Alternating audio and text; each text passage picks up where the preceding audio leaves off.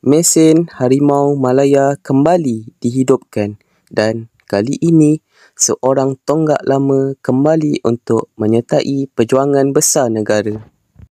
7 November 2025, Persatuan Bola Sepak Malaysia mengumumkan kem latihan Harimau Malaya untuk aksi penting menentang Nepal dan nama yang paling mencuri tumpuan Matthew Davis. Selepas berbulan-bulan disisihkan akibat kecederaan panjang, akhirnya pertahanan kanan berusia 30 tahun itu kembali menyarung jersey negara. Peter Kalamowski memanggil 27 pemain untuk kem latihan pusat dari 10 hingga 17 November. Daripada jumlah itu, 24 pemain dikekalkan daripada skuad yang menewaskan Laos 3-0 dan 5-1 bulan lalu. Dan seperti biasa, Kalamowski menunjukkan keberanian dengan membawa sekali lagi muka muda, termasuk Alif Izwan dan Ubaidullah, bukti jelas projek jangka panjang beliau. 11 pemain tambahan juga diletakkan dalam senarai bersedia, antaranya Wan Kuzain dan Adam Nur Azlin.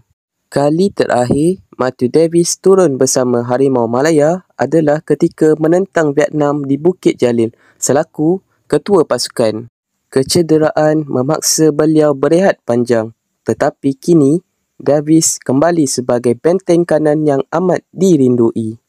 Dengan pengalaman bertahun-tahun bersama JDT, kehadiran Davis membawa kestabilan, kepimpinan dan kekuatan defensif yang Malaysia perlukan. Malaysia kini mendahului kumpulan F dengan 12 mata, rekod tanpa kalah 3 mata meninggalkan Vietnam. Dan pada 18 November ini, Malaysia akan turun menentang Nepal sekali lagi, tetapi sesuatu yang menarik berlaku.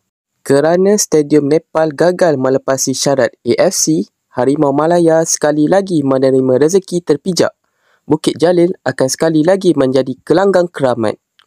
Pertarungan tempat juga semakin sengit. Pemanggilan Ryan Lambert menambah kreativiti. Alif Izwan membawa tenaga muda.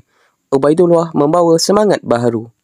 4 perlawanan, 4 kemenangan. Malaysia sudah tunjuk taring dan kini dengan Davis yang kembali, skuad semakin lengkap menjelang fasa penting kelaikan Piala Asia 2027. Ini bukan sekadar persediaan, ini misi memastikan Malaysia layak ke pentas Asia dengan penuh maruah. Matthew Davis kembali, Ryan Lambert menyertai perjuangan dan Harimau Malaya terus mencari langkah ke Piala Asia 2027.